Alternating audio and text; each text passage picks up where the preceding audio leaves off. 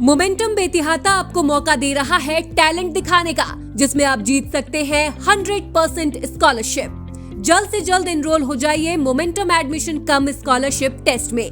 ऐसा मौका फिर नहीं आएगा।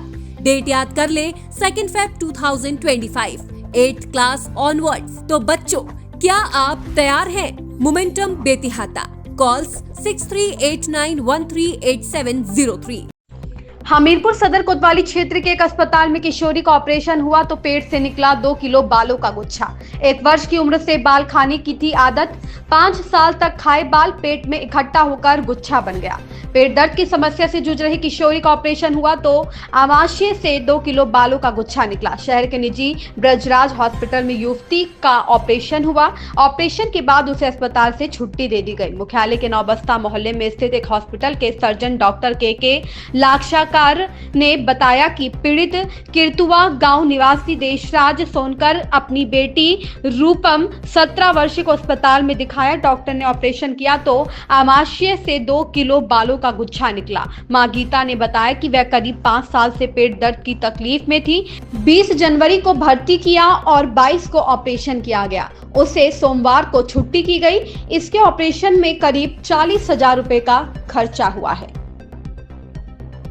क्या पूरा केस था, पूरे विस्तार से बताएं। एक्चुअली में ये केस मेरे पास जब आया 10 दिन पहले, तो ये इंडोस्कोपी करा के आया था। तो उसमें मुझे मिला है बाल इसके पेट में है, जिसको एक बीमारी बोलते हैं ट्राइकोविज़ाय।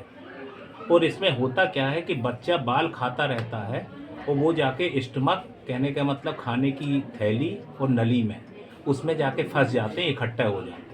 तो इंडोस्कोपी में जब इनको फाइंडिंग मिल गई, मुझको पेशेंट मेरे पास आया तो काफ़ी माल नरिश, कहने का मतलब बहुत शरीर से कमज़ोर था, खून की काफ़ी कमी थी।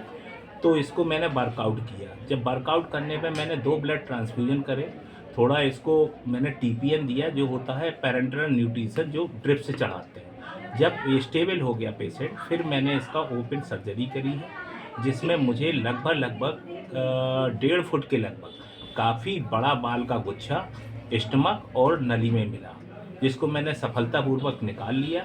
और मेरा पेशेंट इस समय स्टेबल है, इसके स्टिच भी कट गए, अब सब कुछ खा पी रहा, कोई कंप्लेन नहीं है। इशू आ रहा था इनका इकोनॉमिकल, इनका पैसा जो वहाँ लग रहा था कानपुर में, वो कोई 80,000 कोई 90,000 मांग रहा था। चूँकि पेशेंट काफ़ी पुअर था, तो मैंने इसका टोटल पैकेज, जिसमें सर्जरी, ऑपरेशन, दवाई, हॉस्पिटल, सब इनका 30 से 35,000 में कंप्लीट करके दे दिया।